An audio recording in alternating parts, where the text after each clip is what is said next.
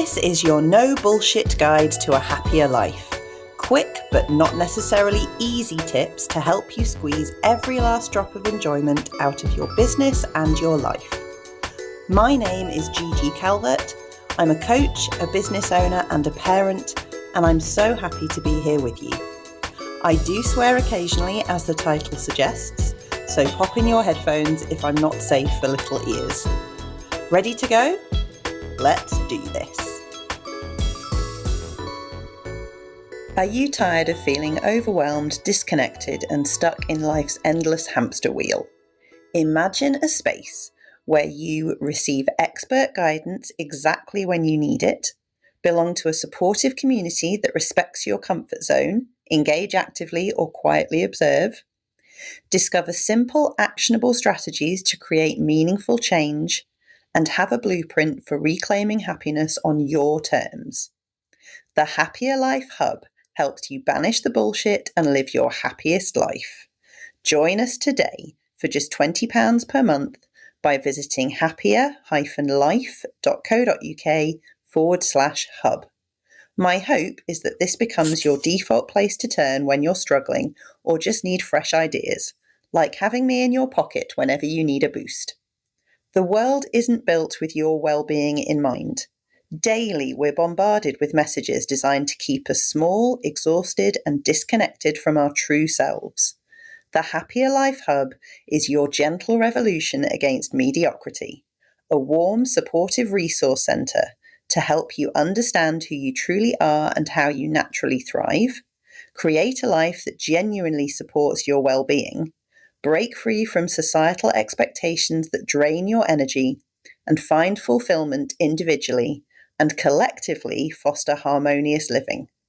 Do you wish for a single place where wisdom is easy to find and access, expert guidance without the commitment or expense of one-to-one coaching, and a space that boosts your confidence, enhances your emotional safety, and fosters belonging? I've got you covered. The Happier Life Hub is open and ready to welcome you. Join us today for just £20 per month by visiting happier-life.co.uk/hub or visit the show notes for this episode. Hello and welcome to this episode where we are going to be discussing values, boundaries, and desires. These are all things that I have talked about before. But in this context, we have started to look this season at influence. So the whole of this season, we're talking about stepping into our power, and we've covered our capacity. And last episode, we started looking at who influences us. We're going to be talking about who we influence. But the clearer we are on who we truly are, the easier it is to recognize who influences us, choose who influences us, make choices about how we influence others, and all that good stuff. So it felt like the time to cover these really important aspects once again. So your values, do you already know what they are? These are the things that mean the world to you. The things that if they're not present in your life, if they're not accessible to you, you are deeply uncomfortable. So you have no doubt already heard what mine are. I talk about them a lot. They run through everything I do. They're not just my business values, they are my values. So they are freedom, passion, joy, adventure, and owning our own story. Now, straight away, those might not sound like the values you were expecting, because whenever we talk about values, straight away, we get this idea of what our values should be. Okay? There will be words coming to mind for you and you're thinking, yes, those are the values I should have. Now, I'm not saying that I don't care about anything else. I care about a lot of other things. But my values, for me, my definition, my values are the things that if they're taken away, I am deeply uncomfortable. And it's important for me to recognize that because it helps me to understand where I am comfortable, where I won't be comfortable, and why I'm responding in certain ways to certain things. Lockdown, COVID, was a time when so many of us had our values pushed And we all had and have different values. And a lot of conflict and discomfort and difficulty came about during that period of time when we were all so stressed and activated because we had different values. And some of us were uncomfortable for one reason, some of us were uncomfortable for another. Really hard time. But it was also a time of great clarity because it became very obvious to me that when my freedom and adventure are taken away, when there's not much joy, when I am 4,000 miles away from my partner with no clue about whether we're ever going to see each other again, so there's no passion, it was deeply uncomfortable, as I know it was for so many of us for different reasons. So if you don't know what your values are, these are not things that you have to create. They're not things you have to create today. You already have them. I promise you, they're there. You've had them for years. But if you're not confident on identifying what they are, think about what makes you really uncomfortable. The opposite of whatever that thing is one of your values. And the really important thing is to just note them down, see what they are, and don't judge yourself for them. There are no wrong values. This is not a moral question. It is simply who you are. And if we can't get clear on and accept who we are, we're in real trouble, right? So, what are your actual values? Not the ones you think you should have, not the ones someone else has. What are your actual values? Really important. And then we can look at our boundaries. Now, again, our boundaries are not things that we have to create. They already exist. If we have values, somebody pushing against our values or making us uncomfortable because they're moving against our values, that is going to cross a boundary. Your boundaries already exist. And every time you feel resentment, that's because somebody's crossed a boundary. What might not exist is you clearly understanding your boundaries and you having the ability and understanding to uphold them. But your boundaries already exist. None of this is stuff that you need to create now from a standing start. Your boundaries already exist. Now, the important thing that I always say about boundaries is that they are all about us. They're not about other people. So our boundaries are probably not going to change anyone's behavior, or at least we should not expect them to.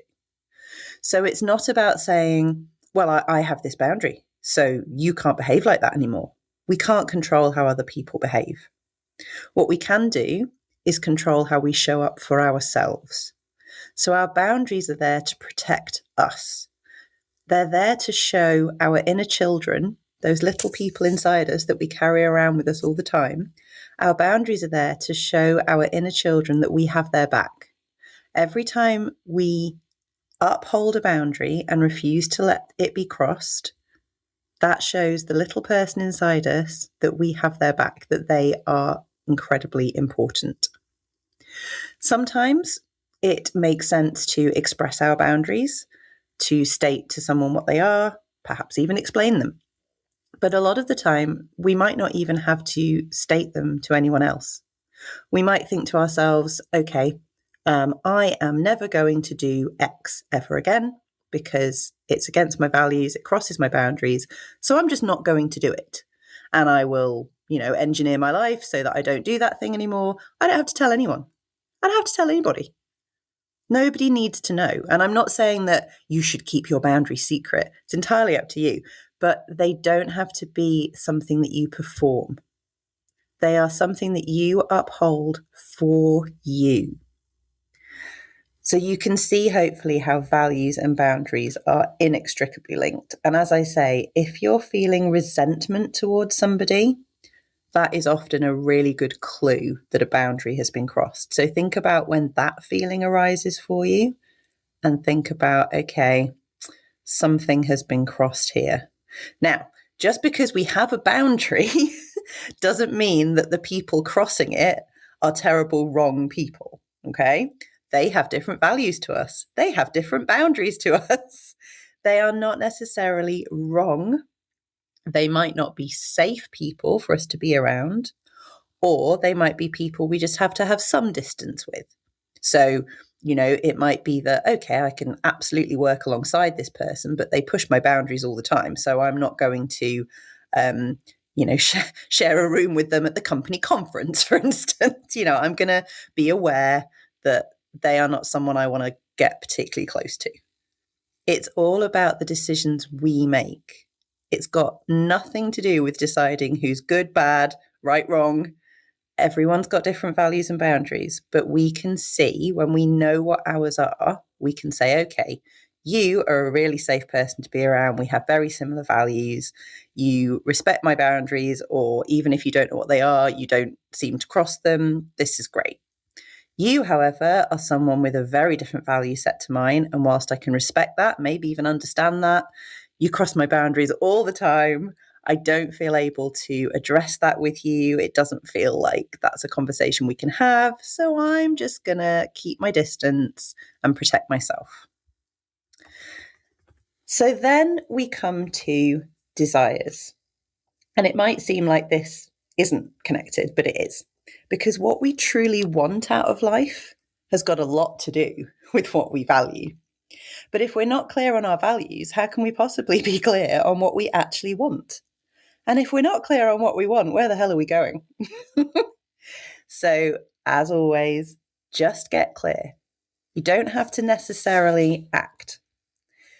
When I talk to people about what they actually want, and I know we've had this discussion before in previous episodes, when I talk to people about what they actually want, so often their answer follows this structure. Well, in an ideal world, I'd like this, but I can't have it because, so I guess I'll think of something else. They've gone from clarity on the desire straight to how am I going to get it, straight to, well, I can't, straight to, I won't desire it then. We don't need to do that. that is stripping you of your power. Get clear on what you want. It could be, oh, goodness, I don't know. I might want a private island, right? I can't have one. I can't say, oh, I'd like a private island, so I'll just dig around in the back of the sofa, find a couple of £1 billion and go and buy one. But that doesn't mean that I just put it down and go, oh, well, we'll just forget that then. Because when we get clear on what we want, we can think about why we want it. What are the important elements of it? Are there parts of it we can get or work towards? Are there opportunities? If that is something I wanted, I would then start seeing people and opportunities everywhere where I would have a chance to be somewhere quiet and away from people, which is clearly what a private island's all about, right? Or maybe opportunities to be somewhere hot and sunny. What are the opportunities that are in my life to get some of that? But if we're not clear on the thing, we're not even going to get some of it. We're not going to even see the opportunities. We're not going to get creative about moving towards things we want. We're not going to see ways we could even get a little bit of it if we just go, well, that's ridiculous. I can't have it, so we'll forget it. So what does any of this have to do with influence? Well, when we are really clear on what we value and our boundaries and what it is we actually want, we can get even clearer about whose voices we want to be loud in our lives. Again, this isn't about deciding anybody's wrong or bad or kicking anyone out or silencing anybody. It's about whose voices do we want to have loud in our lives. I would suggest the voices we want to have loud in our lives are voices that are similar to, have values similar to ours. Voices that don't, or very rarely, cross our boundaries. Voices that might even help us to get closer to things that we want, or help us to feel confident and safe and happy and fulfilled enough to go out there and try and get what we want. Voices that do us good. Voices that don't harm us. So the clearer we can be on who we are, where we're going, and just accept who we are without judgment, which is, I say that as though that's all dead easy stuff. That is the work, right? But the clearer we can be on all of that, the easier it's going to be for us to choose the influences we want in our lives, which is reclaiming some of our power. Because at the moment, if we're letting all kinds of voices influence us and they don't have the same values as us, they cross our boundaries all the time, they're pulling us in directions towards things we don't even want, we don't want to be giving those voices power, and we're giving all our power away to them. Time to reclaim it. Time to reclaim it, and rooted in who we know we are, choose the voices that we want to have the most power, the most influence, to make the most noise in our lives. And, it could be that some of the loudest voices in our lives, as we looked at last time, do need to be quieted, have the volume turned down, possibly even muted. But again, that's for us to do for ourselves. It's not about telling other people to pipe down. Absolutely not. It's about us turning the volume down inside our own heads and choosing to put our attention somewhere else. If we can do that, we will definitely squeeze more joy out of life, and accepting who we are and giving power to the influences we actually want is excessive kindness to ourselves. And I want that for us every time. Speak to you next time. Thank you so much for listening. It's great to have you along for the ride. Are you already a member of my Happier Life Hub? If not, it's time for you to join. For just £20 per month, you get access to a huge library of resources to help you to banish the BS and live your happiest life. Plus a supportive community, online meetups, and access to me via the DMs. It's like having me in your pocket 24/7. Head to happier-life.co.uk/hub for more details.